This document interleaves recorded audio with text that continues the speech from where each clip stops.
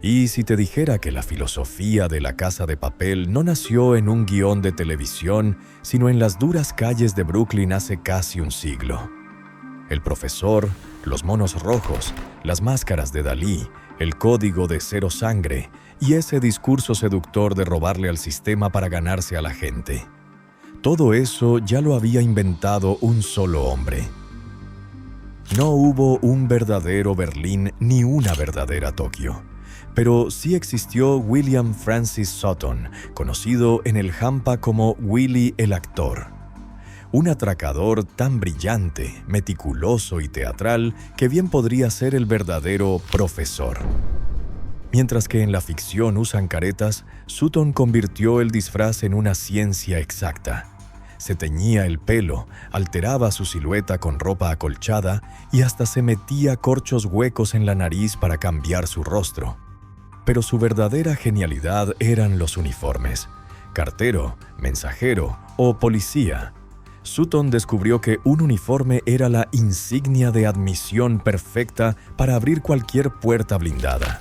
Volvió loca a la policía, se fugó de prisiones imposibles y se convirtió en un Robin Hood durante la Gran Depresión. ¿Por qué? Porque a pesar de robar millones, odiaba la violencia y se negaba a apretar el gatillo. Hoy te cuento la historia del maestro del atraco perfecto. El hombre que, cuando le preguntaban por qué robaba bancos, simplemente respondía: porque ahí es donde está el dinero.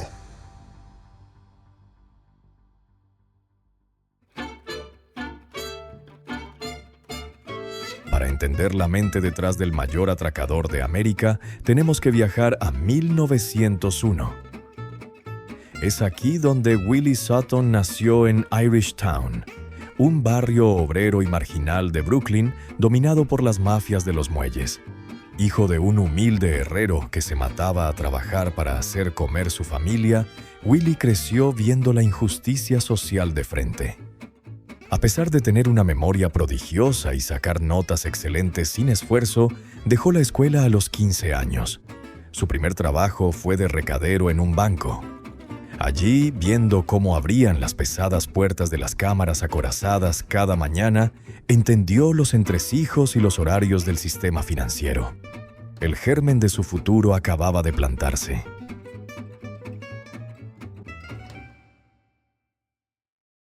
A diferencia de los matones de su época, Sutton despreciaba entrar a un banco a punta de pistola, gritando y rompiendo cosas. Su método era el engaño puro. Se dio cuenta de que la gente, especialmente los guardias, obedece ciegamente a la autoridad. Entonces, a partir de esa observación, creó su llave maestra. Sutton descubrió que un simple uniforme actuaba como una insignia de admisión. Conseguía trajes en tiendas de disfraces teatrales o acudía a los bajos fondos de Nueva York para comprar uniformes falsos con placas idénticas a las reales. Una mañana era un mensajero de Western Union entregando un telegrama, otra un policía pidiendo usar el baño del banco, o un cartero con una carta urgente. Lo seguro es que cuando los guardias le abrían la puerta blindada, ya era demasiado tarde. Planificaba sus golpes de forma casi enfermiza. Podía vigilar un banco durante semanas, anotando el segundo exacto en el que llegaba cada empleado y descubriendo quién tenía cada mitad de la combinación de la caja fuerte. Modificaba su aspecto tiñéndose el pelo, alterando su piel con maquillaje e incluso insertándose corchos huecos en las fosas nasales para ensanchar su nariz. Nadie sabía nunca cómo era realmente Willy el Actor. Pero lo que conecta definitivamente a Sutton con la filosofía de La Casa de Papel, y más específicamente al profesor, es su estricto código moral. Pero mucho cuidado, porque en el momento en el que haya una sola gota de sangre, esto es muy importante. Como haya una sola víctima, dejaremos de ser unos Robin Hoods para convertirnos simplemente en unos hijos de puta. A lo largo de toda su carrera criminal no se le atribuyen homicidios en sus golpes. Aprendió de su primer mentor en el crimen, Doc Tate, que la violencia era un error de principiantes. La cárcel era un riesgo aceptable del oficio, pero si matabas a alguien te encerrarían de por vida. Para Sutton, el arma era solo utillería, un prop teatral diseñado para inmovilizar psicológicamente a sus víctimas, no para disparar.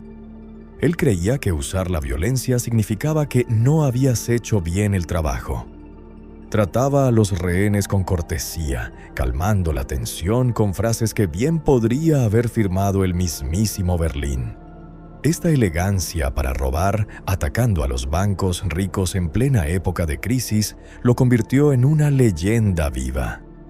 Las multitudes lo aclamaban, lo aplaudían en los cines cuando salía su foto en las noticias, y hasta grupos de estudiantes gritaban: «¡Estamos contigo, Willy!»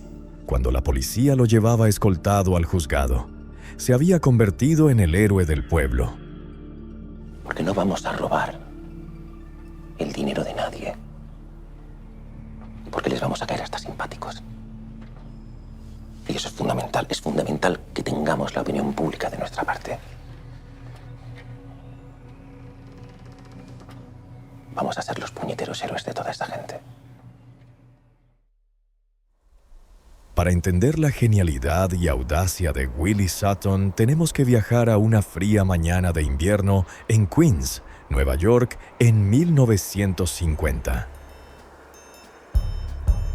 Sutton tiene casi 49 años. Era el número 1 en la lista de buscados del FBI. Está forrado de dinero con $50,000, lo equivalente a $675,000 hoy en día.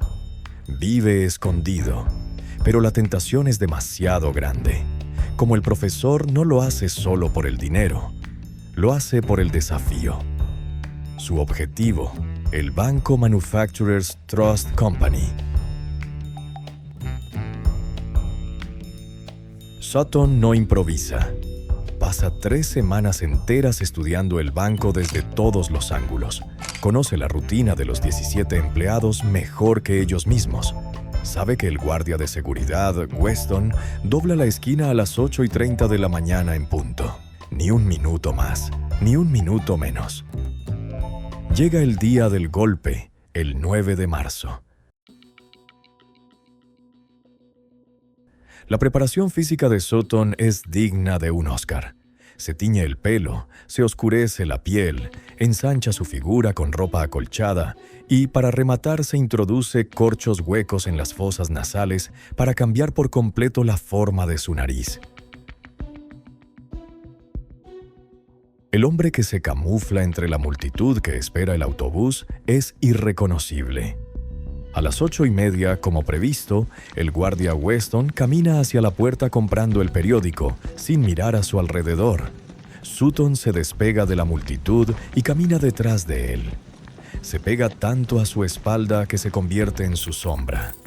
Cuando el guardia mete la llave y empuja la puerta de cristal, Sutton entra con él en completo silencio.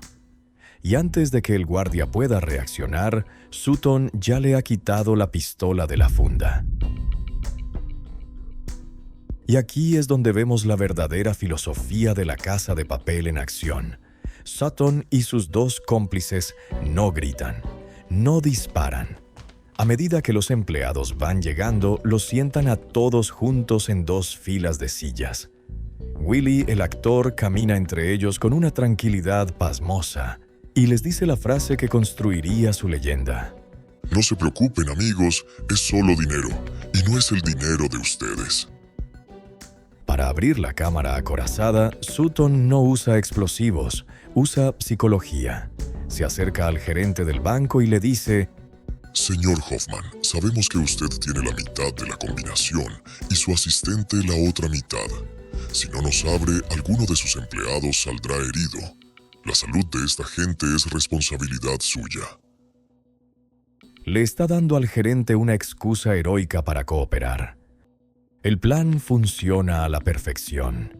Vacían la caja, encierran a los rehenes cómodamente en una sala de conferencias con la promesa de que volverán a soltarlos y salen por la puerta principal perdiéndose en el caótico tráfico de Nueva York. Pero nadie escapa para siempre. El 18 de febrero de 1952, Sutton tomó un simple tren en el metro de Brooklyn. En ese mismo vagón viajaba Arnold Schuster, un joven de 24 años, vendedor de ropa y aficionado a las historias de crímenes. En un cruce de miradas que duró apenas unos segundos, el joven reconoció al instante el maestro del disfraz. Schuster lo siguió hasta un taller mecánico donde Sutton estaba arreglando la batería de su coche y avisó a la policía. Cuando los detectives lo acorralaron, Sutton llevaba una pistola cargada en el cinturón. Podría haber disparado. Podría haber intentado huir una vez más. Pero ya no era el mismo. Los años habían tenido cuenta de él. El genio del crimen se rindió sin oponer resistencia y sin derramar una sola gota de sangre. Fue condenado a pasar el resto de su vida en la prisión, enfrentando sentencias que sumaban más de 100 años. Y aquí hay un detalle oscuro más. Arnold Schuster casi desaparece de esta historia.